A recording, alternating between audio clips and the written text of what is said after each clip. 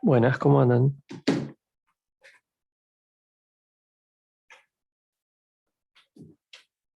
Hola, profe, ¿todo bien? ¿Todo bien?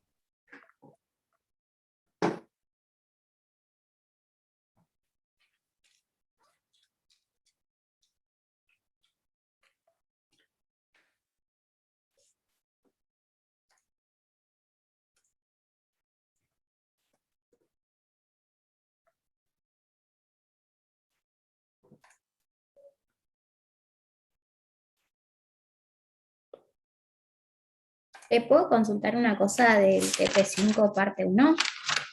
Sí, ¿cómo no? Es sobre el ejercicio 7. Yo planteé mis hipótesis, como no sé si quiere ¿Me leerlo antes disculpas de un que le segundo diga que lo que lo, dice. lo estoy buscando? Sí, buenísimo.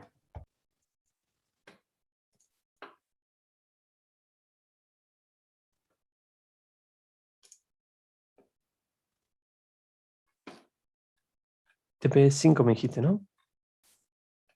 Sí, TP5 parte uno. Parte 1.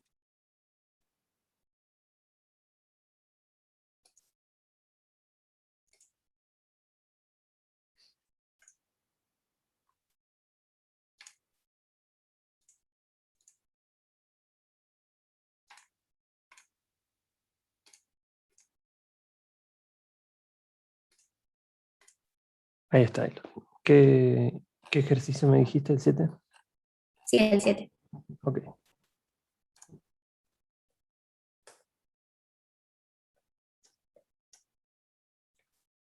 ¿Qué tenemos? Un productor decide probar el funcionamiento de su máquina y para ello luego cosechar una parcela. Vamos a hacerlo más fácil. Vamos a copiar esto, pegarlo en un jam. Listo. Y ahora comparto el jam. Si nos vamos organizando un poquito.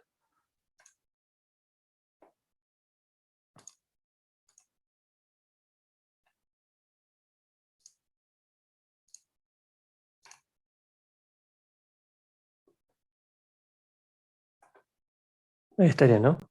Un productor decide probar el funcionamiento de su máquina y para ello, luego de cosechar una parcela, cuenta con 10 unidades de 1 metro cuadrado. La cantidad de semillas que quedan en el suelo. Cuenta en 10 unidades de 1 metro cuadrado la cantidad de semillas que quedan en el suelo. Las normas técnicas indican que la media del número de semillas caídas por metro cuadrado no debería ser superior a 80 y que el número de semillas caídas por metro cuadrado se distribuye normal. Los resultados siguientes en semillas por metro cuadrado fueron tal, tal y tal. Consta intervalo de confianza para la media con una confianza del 90. Concluir sobre el funcionamiento de la máquina si no nos dieran la información respecto a la distribución de población. ¿Qué sugeriría? Ok, bueno, ¿dónde está la duda?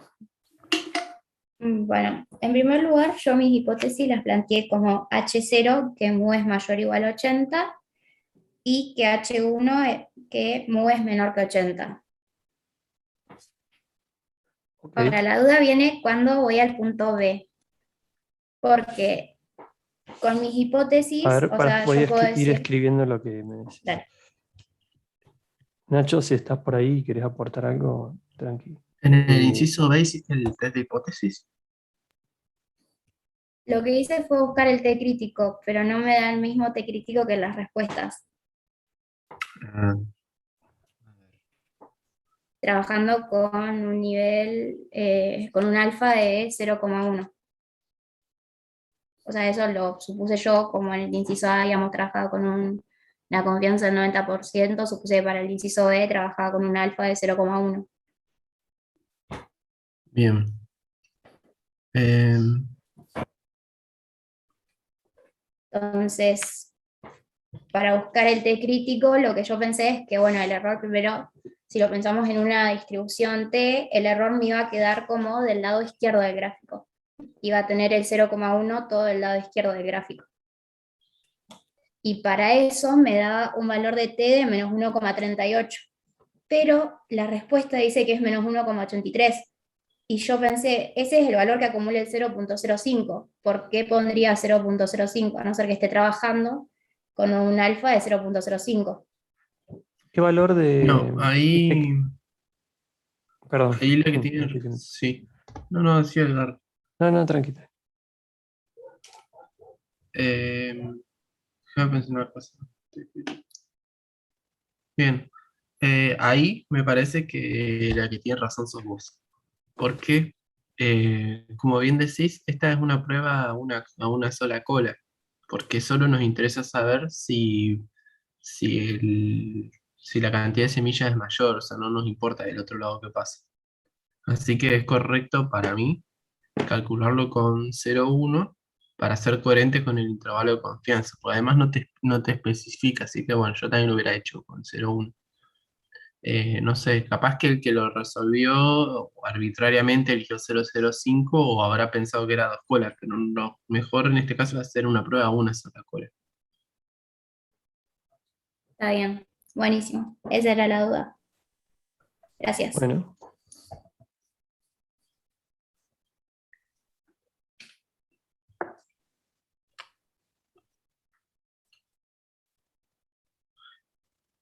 Claro, y te conviene en la alternativa poner menor porque, bueno, es lo más importante para probar, para que la máquina ande bien, así que eso también me parece que está bien.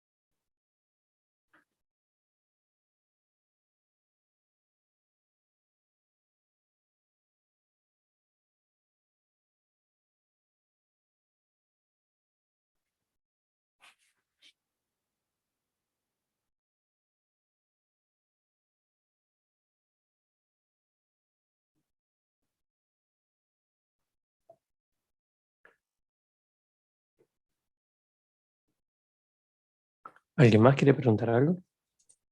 Profe, ¿puedo hacer una consulta? Sí. Sí, viste, quería consultar porque yo pensé que había hecho bien y ayer vi un ejercicio de un parcial. Eh, ¿Viste cuando ves si es cola a la izquierda, cola a la derecha o a dos colas? Sí, eso siempre es la Eh, hipótesis alternativa te lo da. está bien, claro, porque estaba hablando con una amiga y me mostró su parcial y le habían corregido como bien, viste, uno que tenía la hipótesis alternativa como mayor, ¿viste?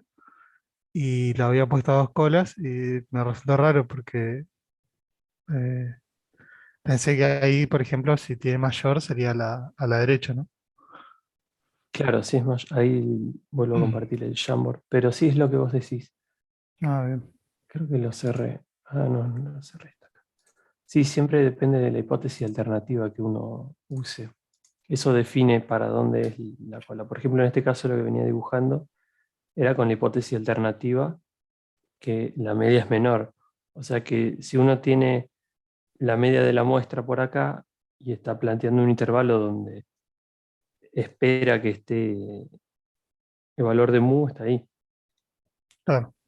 Si fuese el caso de un mu distinto a 80, ahí sí sería el 2 colas, porque sería cuando la media se aleja demasiado del valor ese de 80. Entonces Claro, sí, de la cualquiera de los probabilidad dos que se lados. tiene se divide a los dos, porque es que se aleja. No importa a qué lado, lo importante es que se aleje, por eso es que se parte al medio y se hace que esto es alfa sobre 2, en este caso era alfa, y en el caso de tener un mu de hipótesis alternativa mayor a 80 o un valor mayor, la cual es para el otro lado. Sí, Claro. así es como decís vos. Ah, bien. Sí, porque me había asustado porque ya había terminado el TP y la había hecho siempre así. Sí.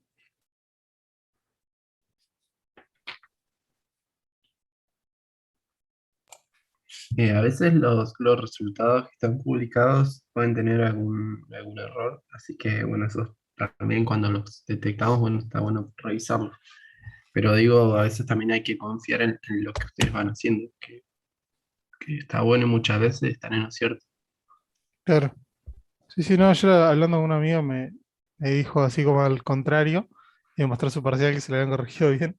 Y yo digo, qué raro. Y bueno, se ve que estaba mal corregido.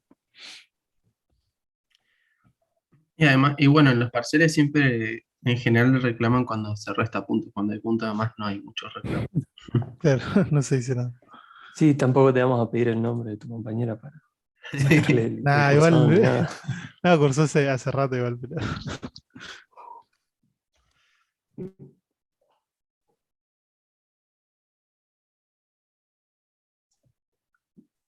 Profes, hay una compañera dejó una consulta en el chat.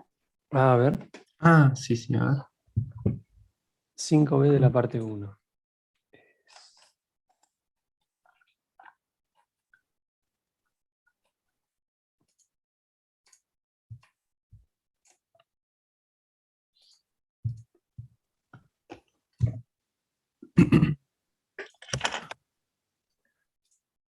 El lío de pestañas me estoy haciendo. ¿Dónde está acá? Ahí está. A ver, el 5 es este. Una pyme dedicada al mantenimiento de herramientas para actividad petrolera quiere determinar el porcentaje de herramientas que repara. Para ello, de una muestra al azar de 96 herramientas que entraron a mantenimiento, registra que 33 necesitaron reparaciones. Ok. A un nivel de significación de 5%, puede concluir que el porcentaje de reparación mayor de 30, P valor tanto. Analice la siguiente afirmación. Si no se rechaza el 5%, nunca se rechazará el 1%. En cambio, si se rechaza el 5%, no sabemos con seguridad qué pasa el 1%.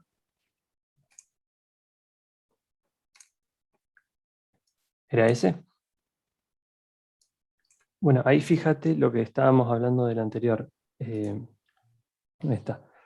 Si tenemos la hipótesis, según la hipótesis alternativa que vos plantees, tenés visualizado bien dónde sería la zona de rechazo y la zona de no rechazo, siempre partiendo de ahí.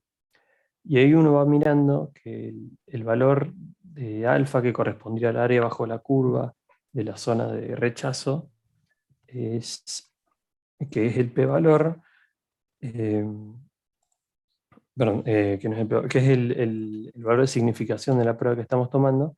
Si es el 5%, este área es mayor que si tomáramos la del 1%. O sea que si sabemos que si una prueba, a ver, voy a ver si encuentro otro colorcito. De Si hecho, un en una dibujito. prueba, sí, perdón. No, hay un dibujito para. Ah, bueno. ¿Seguí vos seguís? Ah, bueno.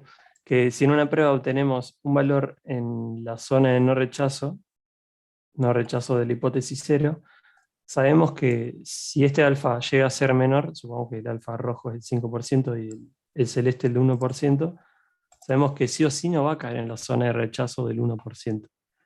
Pero si tuviésemos la situación al revés, por ejemplo, que el alfa rojito corresponda al del 1%, el 5% va a ser un área mayor. Entonces puede ser que se termine rechazando con ese valor. Acá agarré el gráfico arriba porque era el que tenía primero, pero no me acuerdo ya la consigna que pedía. Era Claro, Para si vos estás trabajando al 5%, ponele, te vas a tener un valor crítico, x1 crítico, ponele, por acá. Y del valor crítico hacia la cola, o sea, hacia afuera, vas a tener, para ese no es el que quiero, este es el que quiero, vas a tener todo esto, ¿no? Y al mismo tiempo, podemos pensar que si trabajamos al 1%, vas a tener un valor crítico por acá, mucho más lejos, x2. Y la zona de rechazo estaría otra vez del valor crítico hacia afuera. Ya lo voy a pintar un poco más. Acá. Eso. Entonces, ahora si analizás por partes, digamos, lo que te está planteando ahí, como te dice Edgardo, eh, para esa no es la consigna. Dejamos que pego la consigna así. Ahora sí.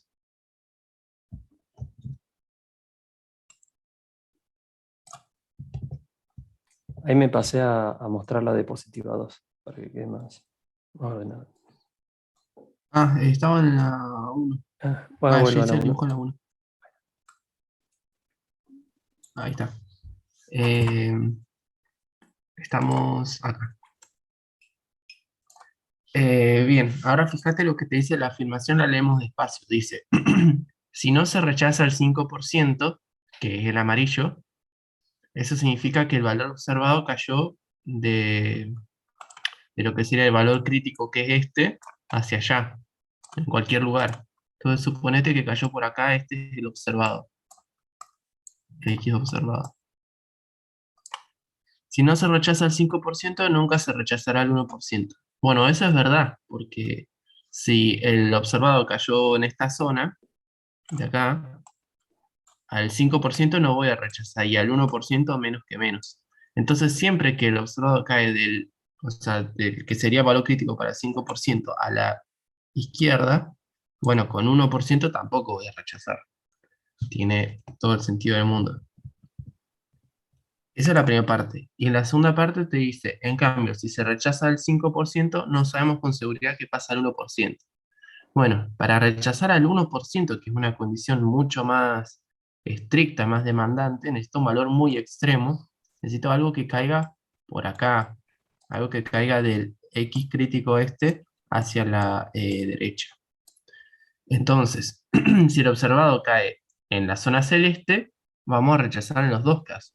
Entonces, si el observado me cae justo acá, entre medio de los dos, ahí ya no va a ser lo mismo, porque en el 5% sí voy a rechazar, pero en el 1% no. O sea, es un valor extremo, un valor atípico, raro, pero no lo suficiente como para rechazar también al 1%. Entonces, la segunda afirmación, esta, también es cierta. Vos no sabés qué va a pasar porque te puede caer justo en este espacio que hay entre los dos. No sé si ahora lo ves mejor a lo que apunta el enunciado. Es más que nada que vos puedas observar ese fenómeno y por ahí explicarlo con tus palabras. En general, estos ejercicios que son así medios, como parecen medios trabalengua, lo mejor es hacer un dibujo. Cuando vos te haces el dibujo y lo lees por partes, no vas a tener problemas. Claro, sí, depende del valor observado. Porque acordate que vos, esto no me lo preguntaste, pero por las dudas te lo recuerdo, cuando estás haciendo un test de hipótesis, vos lo que haces es, bueno, tratar de probar un supuesto. En este caso, ¿qué era?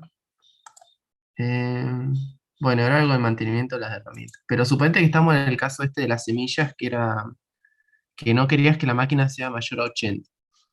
El test de hipótesis lo que hace es una herramienta estadística que tiene una cierta pone como un cierto valor de tolerancia. Toma una muestra y mide el valor medio, por ejemplo, en ejercicio 7.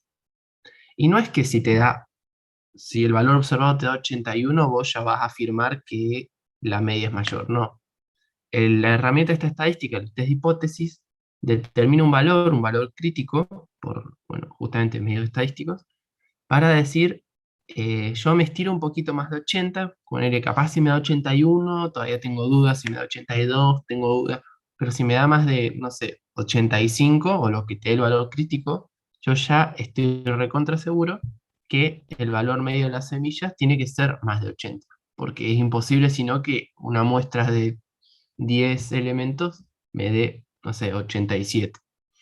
Entonces un poco el test de hipótesis lo que hace es eso, como que se estira un poquito, le da una cierta tolerancia al parámetro para decir, bueno, justo en la muestra tomé unos valores elevados, pero la media en realidad es más chica, pero si te pasás del límite crítico ya tenés evidencia suficiente para afirmar que el comportamiento no es el que vos querías, por ejemplo. Y todo esto te lo comentaba porque, ya me acordé, porque por ahí uno se pregunta, ¿por qué no hacer siempre la prueba al 1% si me da más seguridad? Bueno, hay un tema ahí, un compromiso como todo. Eh, Hacer un test al 1% sí que te da mucha seguridad de lo que estás rechazando, pero el problema ahí es que vas a tener que tener evidencia muy fuerte para poder rechazar. Estos valores críticos, como te comentaba, el amarillo, el azul, tienen como lo que yo llamé tolerancia, esto es algo que estoy diciendo yo, no está en la teoría, que es decir, bueno, capaz que el valor es de 80, suponete que estaba acá en el medio, pero yo acá pongo, no sé, el amarillo capaz que es, no sé, 83, y el azul capaz que es, no sé, 86, poner. Entonces, si yo quiero rechazar al 1%, voy a necesitar muestras que realmente tengan un promedio muy alto. O sea, voy a tener que conseguir, cuando tome la muestra al azar, una muestra que tenga un promedio muy alto. Con lo cual, solo voy a rechazar la hipótesis nula si de verdad se está yendo al diablo la muestra que estoy tomando. Y en muchos otros casos, si está ahí que sí que no, voy a no rechazar. Y eso lo que tiene malo es que cuando yo no rechazo la hipótesis nula, en verdad no estoy concluyendo nada fuerte, o sea, estoy diciendo solamente no hay evidencia para afirmar tal cosa. Pero no me aporta, digamos, no me aporta nada, ninguna seguridad. O sea, es lo mismo que al antes de hacer la prueba, igual tampoco estaba seguro de si era o no era. Entonces, a veces hacer una prueba al 5% te va a permitir rechazar con un valor menos extremo y aunque sea vas a poder afirmar con 5% que el parámetro no está en cierto valor, ponele. Pero bueno, como siempre depende de lo que vos quieras hacer. Capaz que no te sirve una prueba del 5% y necesitas sí o sí 1%. Pero a lo que voy es eso, tratar de identificar cuál es la contraparte de agregarle más significancia a la prueba. Porque, digamos, agregar significancia no es gratis. Es lo mismo que en el intervalo. Si yo quiero un intervalo con más confianza, bueno, hay un precio que voy a tener que pagar. En el caso del intervalo es la precisión. En el caso de la prueba es, ok, cuando tome la muestra voy a necesitar un valor realmente extremo para poder darle seguridad a la prueba, poder darle la significancia que tiene.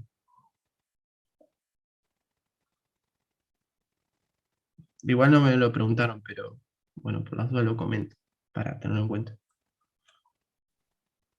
Profe, ¿puedo hacer una consulta del el 2B de la parte, de la última parte del TP5? Eh, Tengo una duda ahí que con una palabra nomás, porque dice variabilidad, y si yo lo tomo como varianza eso, no me da, pero lo tengo que, digamos, lo tengo que elevar al cuadrado. O sea, lo tendría que tomar como un desvío. No sé si me explico. ¿En qué inciso? En Dos el b B. perdón, ya me dijiste.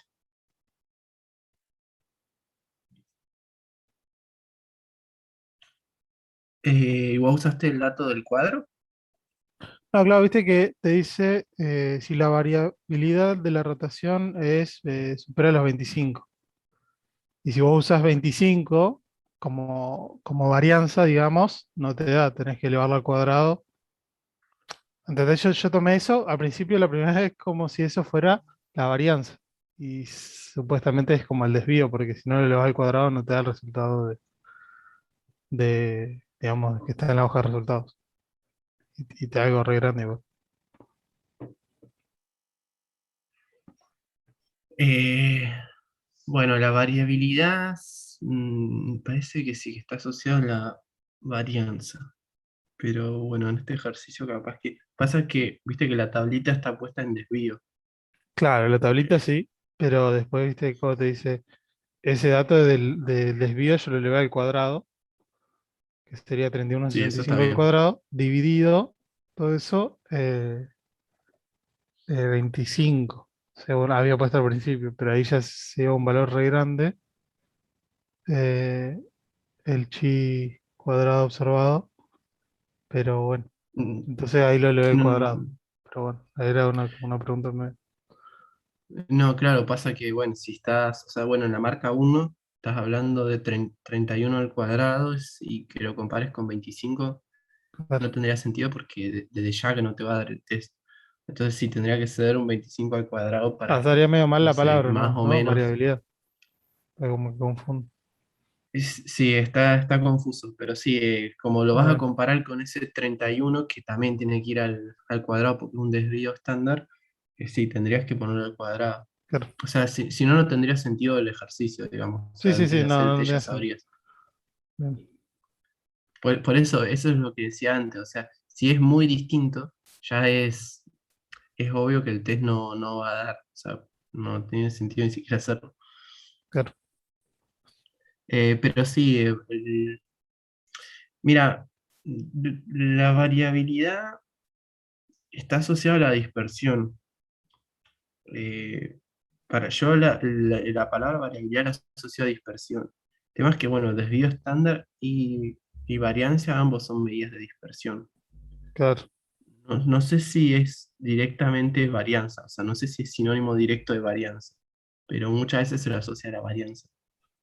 bien. Sí, sí, era mi pregunta más que nada, porque para no sé, en el parcial aparecía variabilidad y lo tomaba como.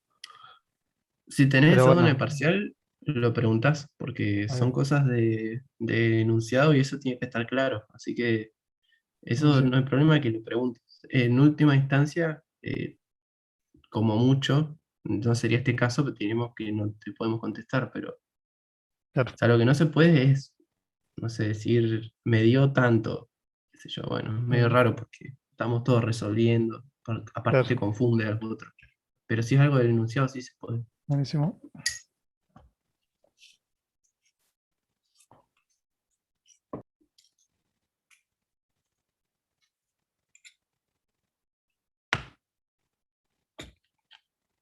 De hecho, un poco para eso también estamos en el Zoom nosotros, para ver si hay algún inconveniente con algún enunciado.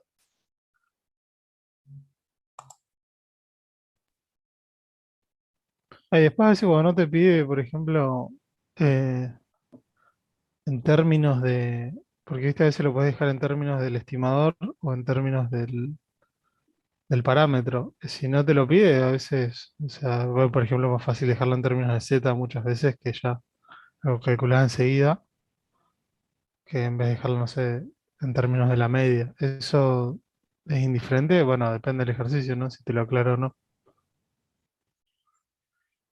Eh, Creo que sí, que puedes dejarlo en términos del parámetro, no hay problema. O sea, Mm. para la conclusión es lo mismo, me parece. O sea, en Había términos de un parámetros detalle sale muy, más rápido. había una nota de color de eso, un detalle muy fino que ahora no me estoy acordando. Bueno, si me viene a la cabeza te lo menciono, pero en principio sí no creo que haya problema. No, buenísimo.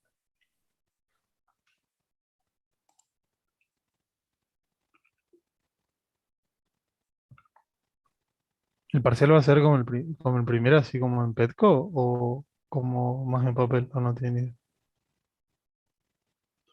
Eh, yo estimo que sigue más o menos de ese estilo.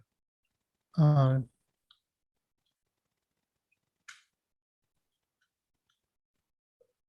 No sé cómo va a ser el tema del tiempo, porque en el primer parcial nos dimos cuenta que era un poco excesivo la cantidad de tiempo, entonces tal vez se reduzca un poco. Eso no está definido todavía.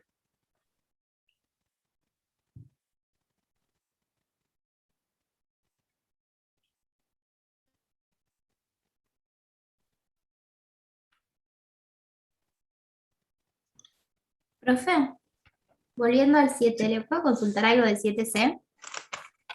Sí. Porque me pregunta si yo no conociera la distribución, ¿qué sugeriría hacer? Ujú.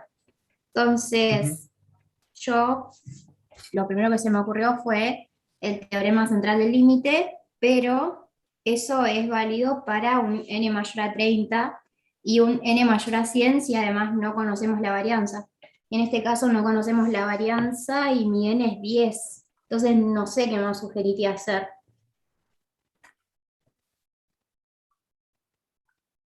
Em, bueno, algo bien preguntado eso en el Telegram también. Eh, la verdad que a mí, desde mi inexperiencia estadística, no se me ocurren muchas alternativas. Me pasa que, bueno, tampoco la estadística es magia, o sea, necesita información para funcionar. Eh, yo lo que había propuesto, o sea, si me preguntaras, lo que haría sería, no sé, conseguir una muestra más grande. O sea, así como está, mucho no se puede hacer, porque es como vos decís, la muestra es pequeña y además si no conoces la distribución puede pasar cualquier cosa. Si la muestra fuera grande, como los valores estos que vos proponés, tipo, no sé, n igual a 30, claro, con el teorema central del límite sí pasa eso, de que el promedio se empieza a parecer una normal y bueno, podrías asumir que es una distribución normal. Pero si no la conoces, no, porque podría ser cualquier distribución, son poquitos datos. Así que así como está, mucho para hacer no hay. Eh, yo propondría, no sé, aumentar el tamaño de muestra, pero bueno, ya sería hacer como el experimento nuevo. Pero está bien Dale. igual que no encuentres nada para hacer, eso, tío. Ah, está bien. Bueno, profe, buenísimo. Gracias. No, de nada.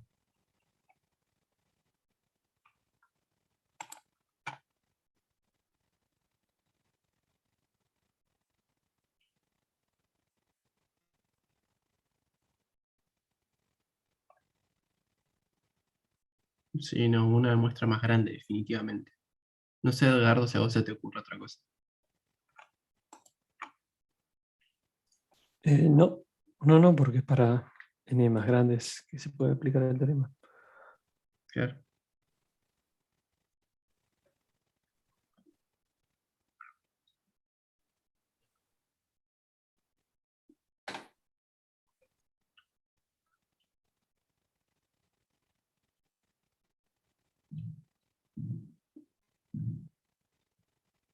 Sí.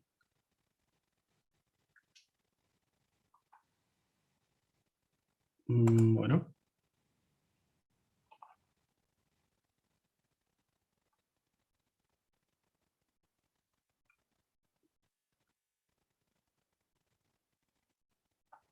¿Me repetís el número de ejercicio?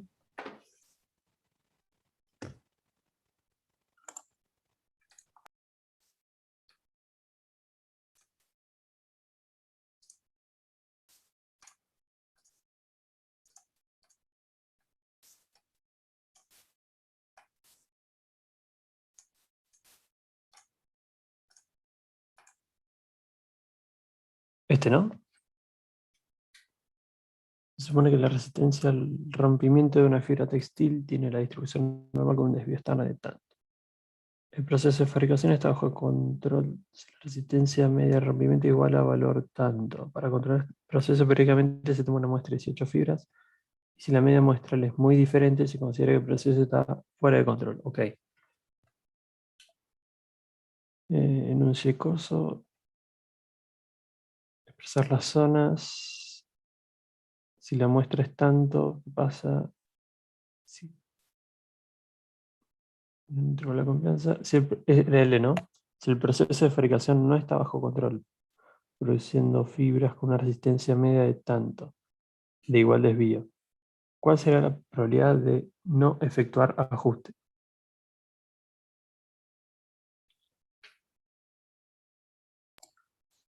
¿Era ese?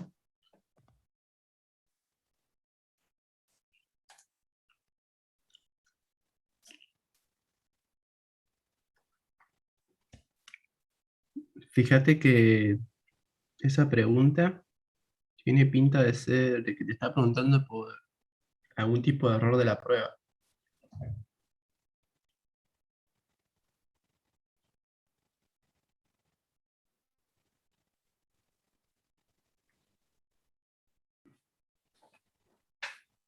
Ah, bien. Bueno, ahí estoy haciéndome un dibujito para ver eso. ¿Querés mostrarlo vos, Edgardo? No, tranqui, tranqui. Vos avísame porque yo tengo el sesgo de que hablo mucho, así que vos avísame nomás. No, no te preocupes. Yo estoy aprendiendo también. Igual me puedo equivocar, así que vos fíjate por las dudas. También sos experto. Bueno.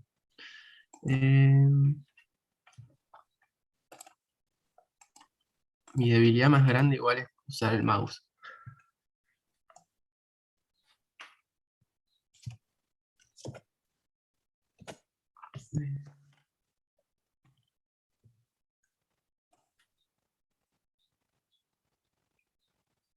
Bueno. Voy a hacer la curva. Voy a hacer en azul. Suponete que esta es la que estamos analizando. Que es la que está centrada en 150 PSI. Bien. Y acá dice, no está bajo control, con una resistencia media de 153 PSI. O sea, sería no rechazar cuando es falsa. O sea que sí sería un error tipo 2 o beta. Bien, entonces lo que te está planteando es que... bien, bueno, empiezo por el principio. Vos necesitas que en tu proceso la resistencia media sea de 150 PSI.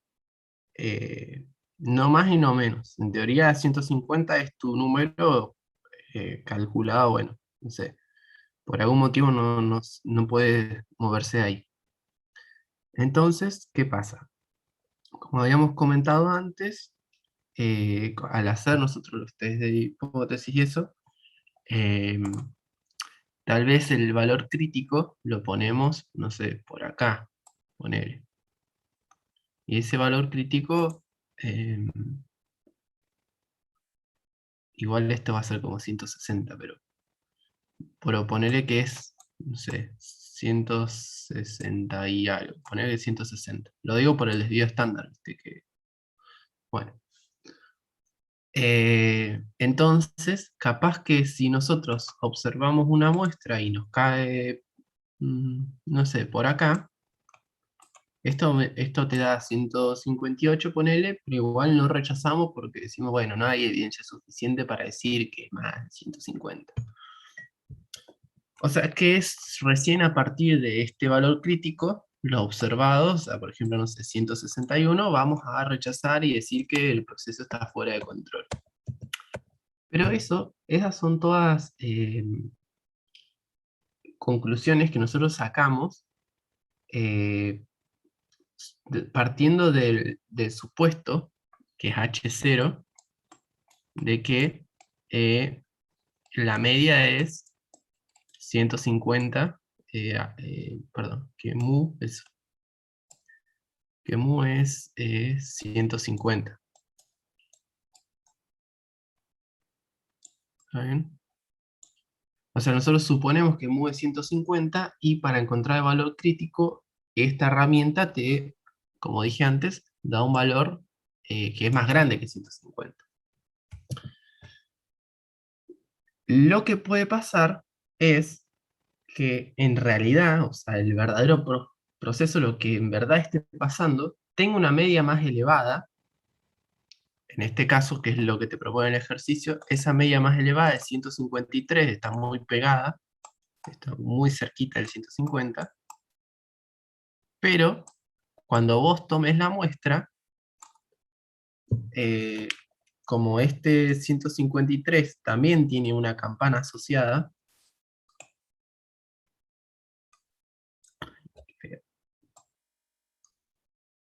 ahí.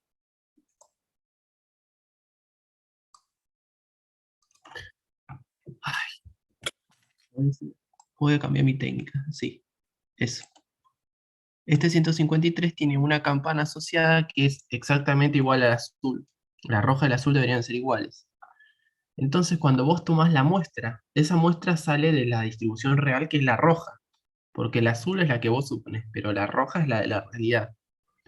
Y cuando vos tomes la muestra, los valores de la muestra, obviamente, te pueden dar por este lado. O sea, porque la misma distribución te está diciendo que de este lado hay un montón de valores de X raya posible.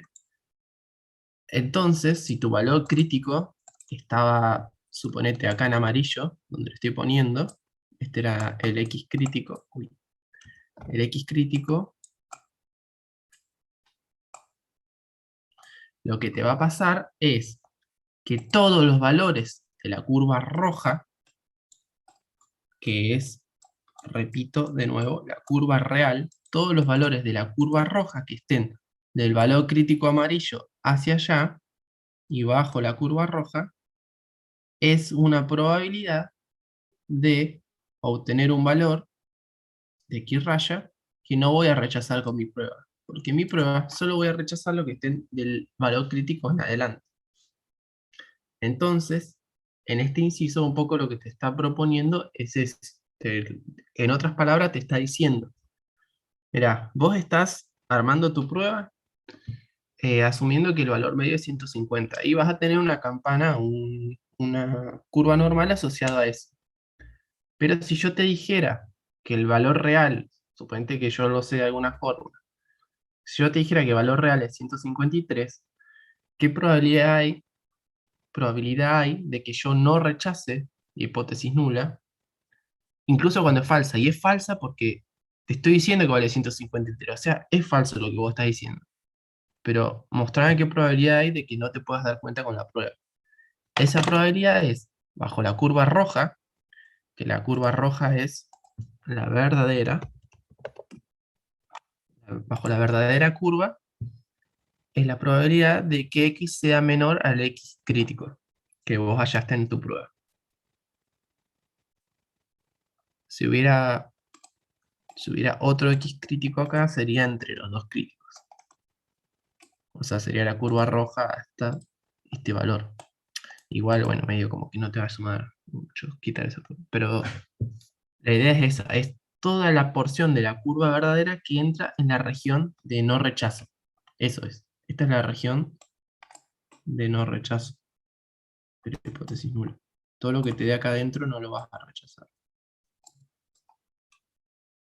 Incluso si fuera falso, como en este caso.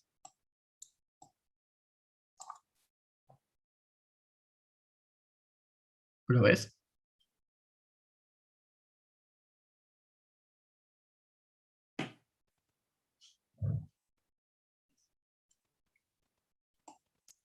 Es algo bastante excepcional igual esto. O sea, a ver, el beta o el error tipo 2, en la realidad, difícilmente puedes calcularlo, porque para poder calcularlo necesitas conocer la curva verdadera. O sea, el valor verdadero de mu, el valor poblacional. Y eso vos no lo conocés, porque si lo conocieras no estarías haciendo la prueba. ¿Entendés? La prueba es para tratar de ver si está o no está. Si vos lo conocés, no haces nada de esto, tampoco haces un intervalo, no haces nada, ya lo conocés y listo. Por eso, difícilmente en la realidad puedas calcular el beta. Pero está bueno, así a modo de ejercicio, que vos veas que si por arte de magia lo supieras, entonces hay un error que muchas veces no es despreciable de, bueno, si el valor verdadero está muy pegado al valor que yo estoy suponiendo, y generalmente va a pasar que no lo rechace por esto, porque casi toda la curva se me está metiendo en la región de no rechazo. Es ilustrativo para ajustar la idea digamos. Pero en la realidad no podrías calcular el beta.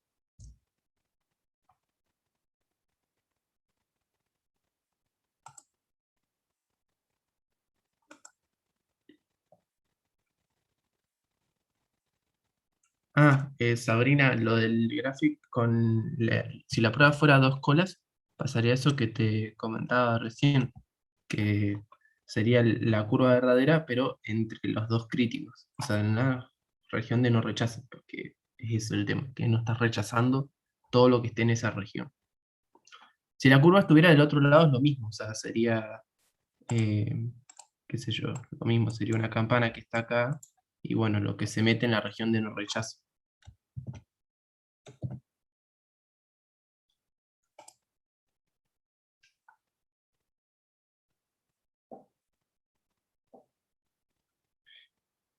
¿Ese inciso está entonces? ¿O tiene alguna duda sobre eso que hablamos?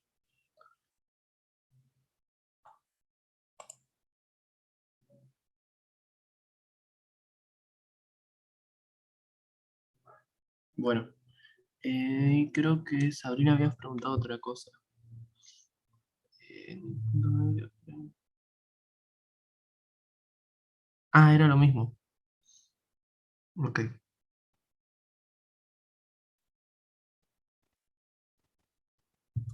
Sí, hay otro ejercicio, no sé si está en el práctico, me parece que sí, que es sobre los valores de combustible, de consumo de combustible en los autos, que es lo mismo, o sea, ahí está para calcular el beta porque te dice que conoces el valor real de alguna forma, qué sé yo, pero bueno, es algo más, o sea, es ejercicio nada más, no sería algo real conocer el valor verdadero.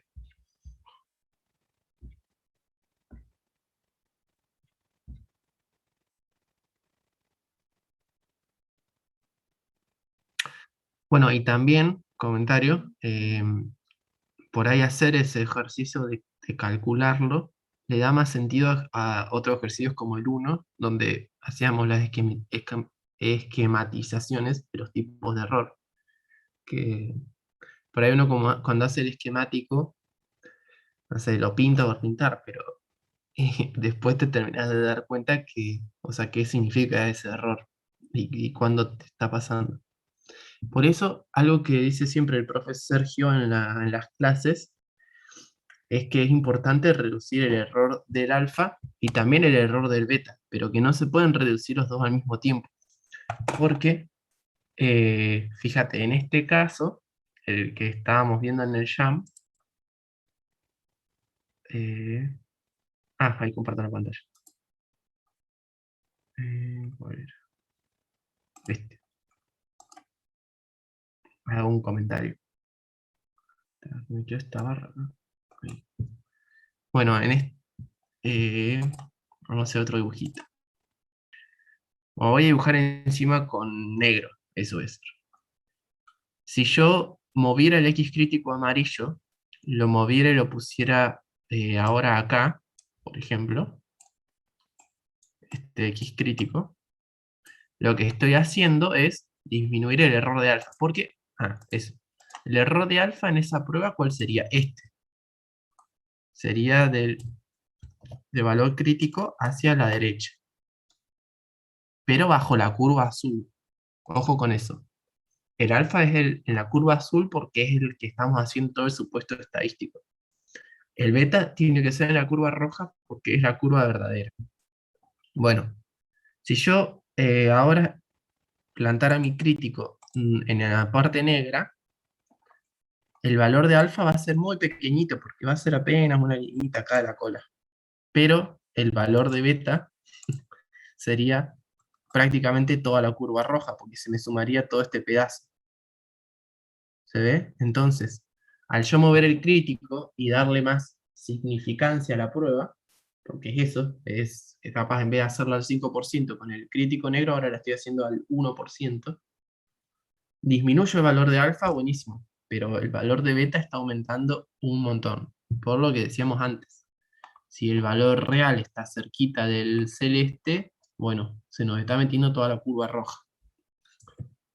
Ahora, si yo hiciera al revés, y dijera, bueno, quiero bajar el beta, voy a ponerlo del otro lado y empiezo a poner el crítico como más cerquita, por ejemplo, no sé, exagerado acá. Bueno, uy, qué feo me está quedando esto. Espera, un segundo, voy a borrar el rojo ese porque está molestando. Bien. Suponete el crítico, ahora lo pongo acá. Bueno, es verdad que ahora la curva roja está como más acotada, porque solamente voy a tener este pedazo. Como que logro borrar un poquito. Pero fíjate que el error del alfa es tan grande, acá, hasta la curva celeste, es tan grande, que la significancia de la prueba es bajísima, con lo cual la prueba es súper pedorra. Conclusión, no puedo bajar el alfa y el beta al mismo tiempo. Cuando bajo uno, sube el otro. La única forma de disminuir los dos al mismo tiempo, como nos ha enseñado el profe Sergio, su sabiduría, es aumentando el tamaño de muestra. ¿Por qué? Cuando yo aumento el tamaño de muestra, lo que pasa es que, por ejemplo, la curva roja, por ejemplo, que la curva celeste se transforma en esta curva celeste. Y la curva roja se transforma en esta curva roja.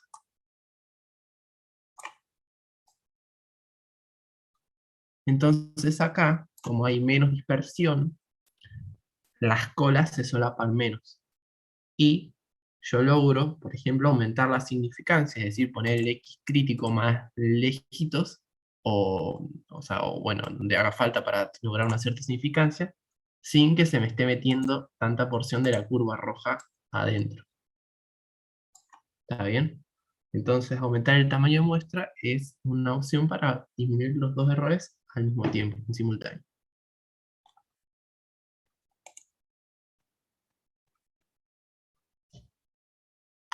Igual no me lo preguntaron, pero se los comento porque está bueno saberlo y, o sea, a veces lo preguntan.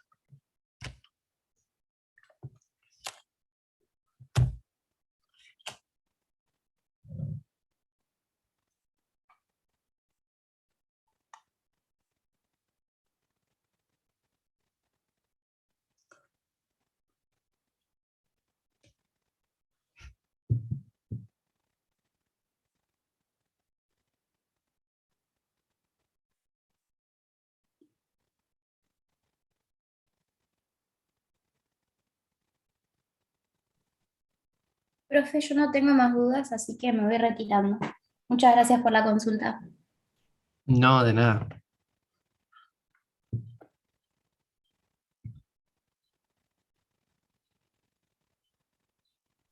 Igual. Bueno, nos vemos. Bueno, También, nos vemos, profe, nos Felipe. vemos.